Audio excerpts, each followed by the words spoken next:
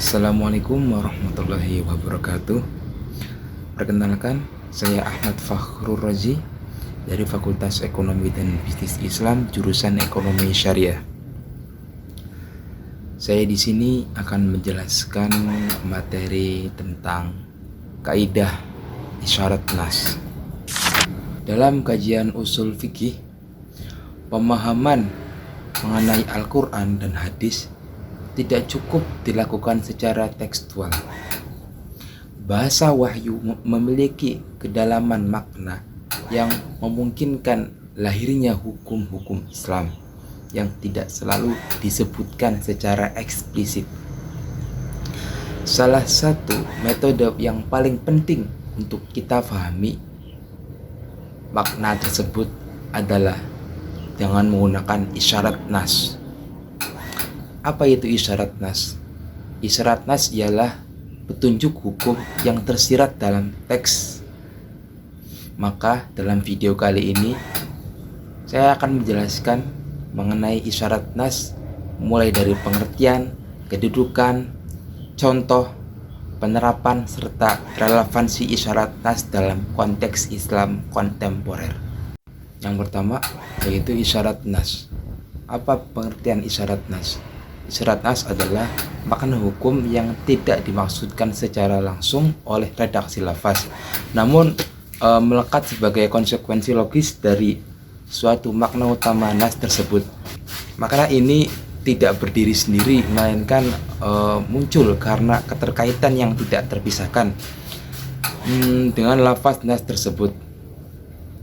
Para ulama usul fikih menjelaskan bahwa pemahaman terhadap isyarat nas terkadang membutuhkan penalaran yang mendalam dan terkadang cukup dengan pemikiran sederhana, tergantung dengan tingkat kejelasan atau hubungan maknanya. Selanjutnya, kedudukan isyarat nas dalam usul fikih.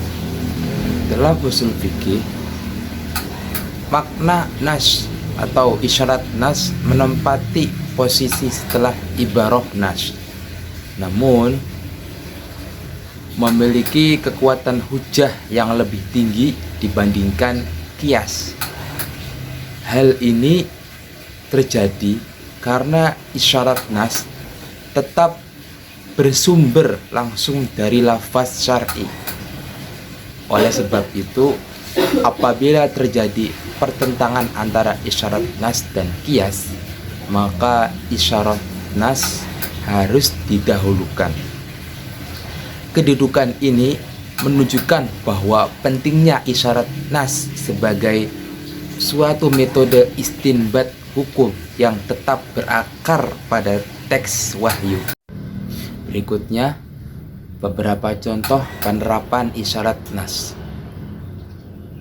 Salah satu contoh isyarat nas terdapat dalam surah Al-Baqarah ayat 233, yang dimana ayat ini secara eksplisit membahas kewajiban seorang ayah atau suami memberikan nafkah kepada istrinya.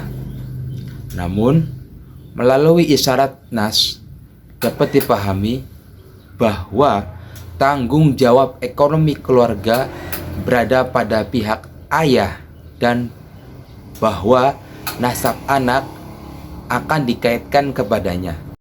Adapun contoh lain yang terdapat dalam surah Al-Isra ayat 23 yang berbunyi A'udzubillahi minasyaitonirrajim, bismillahirrahmanirrahim, wa qada rabbuka alla ta'budu illa iyyahu wa bil walidaini ihsana imma yablughanna 'indakal kibar ahaduhuma aw kilahuma fala taqul lahumā uff wa la tanharhumā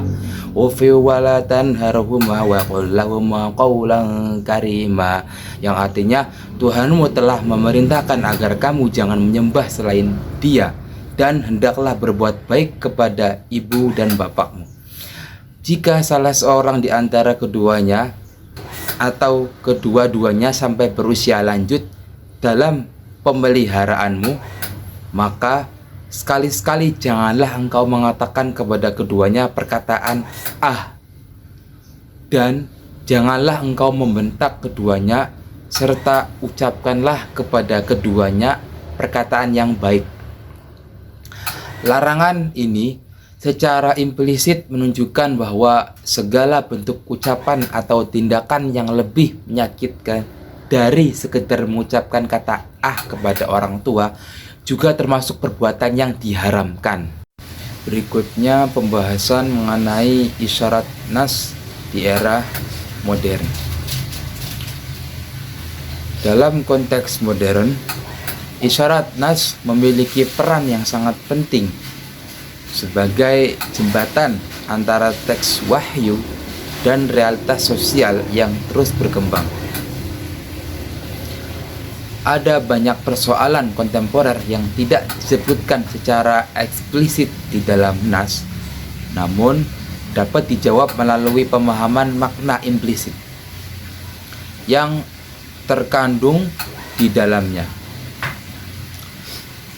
Metode-metode ini menjaga hukum Islam tetap responsif terhadap perubahan zaman tanpa keluar dari kerangka nas dan maqasid syariah, serta menghindari ijtihad dari subjektivitas yang berlebihan.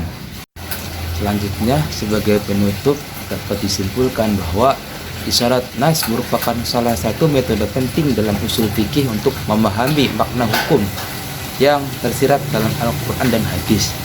Ia memiliki kedudukan hujjah yang kuat karena bersumber langsung dari nas, serta berperan besar dalam menjaga relevansi hukum Islam di tengah dinamika zaman. Selama digunakan secara disiplin, sesuai kaidah kebahasaan, dan sejalan dengan maqasid syariah, isyarat nas akan terus menjadi instrumen yang penting dalam pengembangan hukum Islam yang berkelanjutan.